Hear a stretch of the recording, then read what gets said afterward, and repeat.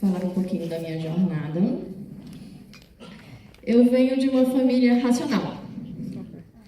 E eu tenho como essência ser racional. Sou uma pessoa extremamente racional. E como uma pessoa racional, de família racional, sempre gostei muito de estudar, de jogar xadrez, jogar War, falar no Mirk, nisso aqui. O que eu não sabia era que o meu estudo, na verdade, muitas vezes era um muro. Algo que eu usava para me esconder. E o que eu não sabia é que eu fazia, muitas vezes, da minha vida, um jogo de xadrez. Eu pensava em cada etapa dela. Pensei em ter meu filho, em passar no concurso, em ter outro filho. E eu fui tendo uma vida muito bonita. Meio preto e branco. Meio com umas ventanias que eu fingia que não existiam, mas bonita. Até que teve um dia que veio uma tormenta maior. O Lucas, quando fez 1 mês e meio de vida, ele pegou uma bronquiolite, que virou uma pneumonia, e ele ficou internado, respirando por aparelhos. E um dia a médica chegou para mim e falou: "Mãezinha, a gente não sabe o que fazer com o Lucas, porque ele não está respondendo à medicação."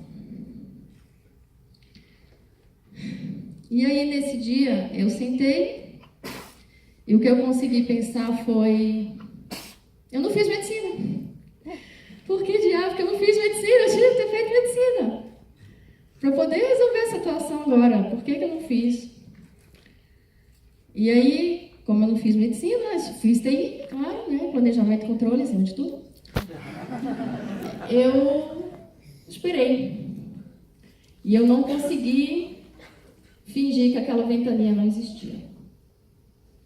E a doutora Cris conseguiu achar uma medicação para ele, que fez efeito. Ele foi melhorando aos poucos.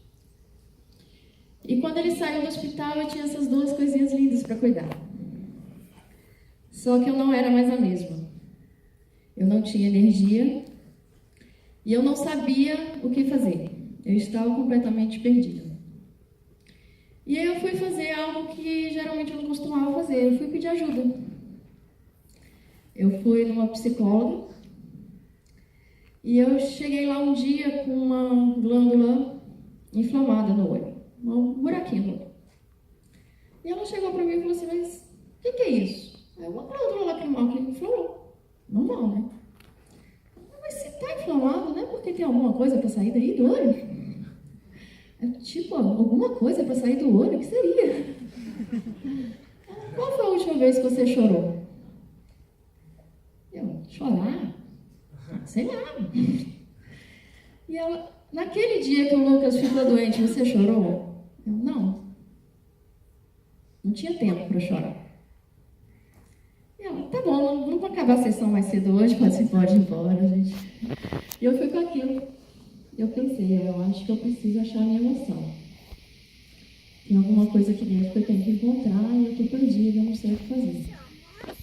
Eu não sei se vocês sabem, mas o Facebook lê a mente. E aí apareceu no Facebook que no parque da cidade tinha um coletivo Namastê de yoga. E a yoga é daquela galera de humanas, né? Então deve ser. Chega a ver com esse negócio de emoção. Vou lá para poder ver como é que é. E aí eu estava lá na yoga, na hora da meditação, no finalzinho, a Thaís pediu para eu ficar em posição fetal, começou a falar umas palavras, e eu comecei a chorar. Eu chorei, feito um bebê. E eu saí de lá, estava no carro ainda, eu liguei pro Jaci, meu irmão mais novo: "Jaci, eu chorei. Aí ele começou a rir: "Você ganhou alguma coisa?" "Não, eu chorei. Aí eu, tá, então alguma coisa mudou. Eu acho que eu estou saindo de uma inércia muito grande que eu estava. E eu acho que agora não tem volta e eu tenho que me desenvolver." E eu comecei um processo grande de desenvolvimento. E a coisa mais importante que eu achei disso tudo foi a apropriação individual. Eu dei esse nome bonito aí, mas isso quer dizer se encontrar, ficar sozinho um tempo. eu precisava saber o que eu gostava. Aí eu voltei a fazer balé, aprendi a montar cavalo. Fiquei um tempo comigo mesma, morria de medo de ficar comigo. E aí eu fui descobrindo que eu seria uma boa mãe se eu ficasse com os meus filhos. Mas eu só seria uma ótima mãe se eu conhecesse minhas emoções, se eu mostrasse para os meus filhos conhecer as próprias emoções e expressar elas. Eu seria uma boa profissional se eu estivesse no trabalho, mas eu seria uma ótima profissional se eu conhecesse os meus limites no trabalho. E eu comecei a fazer um monte de cursos. Fiz um simples de Enneagrama, por exemplo, que dura um final de semana, só que a gente descobre um monte sobre personalidades, a própria e a dos outros. Fiz um pesado, Coração Valente, um retiro super desafiador, que a gente encontra segredos que a gente esconde de nós mesmos desde a infância. E fui procurando fazer um monte de coisas. E uma coisa ia puxando a outra. Aqui é um exemplo. Mas tem coisas muito legais. Por exemplo, numa palestra aqui no Ossobuco, eu descobri sobre o projeto de 100 dias de gratidão, que me fez um bem enorme. E quando você vê um negócio assim, que parece muita coisa, com certeza alguma coisa aí você conhece. E quando eu ia me investigando, ia levando para a psicóloga, eu fui descobrindo meus medos. O medo que eu tinha de me mostrar, o medo que eu tinha de ser frágil. Como que o meu corpo reagia a isso? A enxaqueca, que eu tinha várias crises de enxaqueca, que era só porque eu não queria enfrentar o conflito. Os meus limites, os meus mecanismos de defesa, quando eu não deixava ninguém ultrapassar limite nenhum meu, e não sabia abrir mão do meu limite, assim, não sabia expandir um pouco os limites. E como que eu reagia a cada conflito? Cada vez que eu tentava me esconder, cada vez que eu me fazia de vítima, e cada vez que eu realmente enfrentava. Só que deixa eu te falar, isso é muito, muito estranho. Muitas vezes eu não me reconhecia.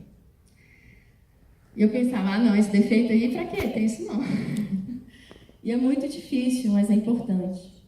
Porque quando você pensa que você não tem defeitos, eu acabava me colocando no pedestal. Como se aquelas pessoas lá embaixo que tivessem defeitos e fragilidades. Só que quando eu comecei a ver, eu vi que os meus maiores heróis tinham muitas vulnerabilidades, muitos defeitos. E aí eu desci. E eu aceitei todos não, alguns ainda têm que aceitar muitos defeitos que eu tenho. E comecei a falar sobre eles. E comecei a perceber que quanto mais eu me mostrava a minha vulnerabilidade, mais eu criava conexão com as pessoas. E aí eu vou continuando a minha caminhada em busca de novas bolinhas daquelas, em busca de me desenvolver. Mas agora é um caminho muito mais colorido e muito mais preparado. E aí o que eu pergunto para você é, será que tem alguma criança perdida aí dentro de você hoje? Será que essa criança está buscando alguma emoção? Está buscando se expressar? Ou será que é uma criança que, na verdade, está procurando tomar decisões mais acertadas e mais eficientes?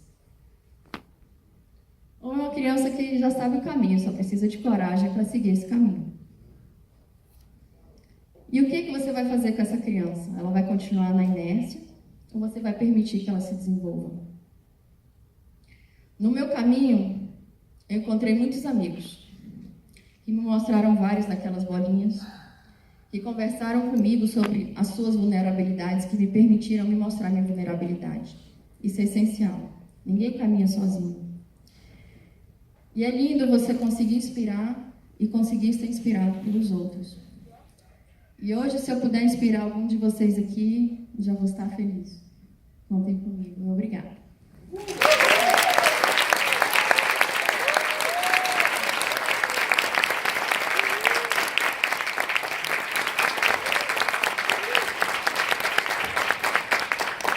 Perguntas para a Simone?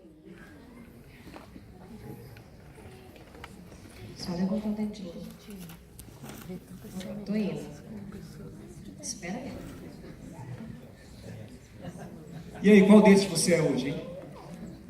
Ah, que pergunta difícil. Eu sou conjunto de todos. Só você que pode jogar na gente as coisas difíceis aí, tá?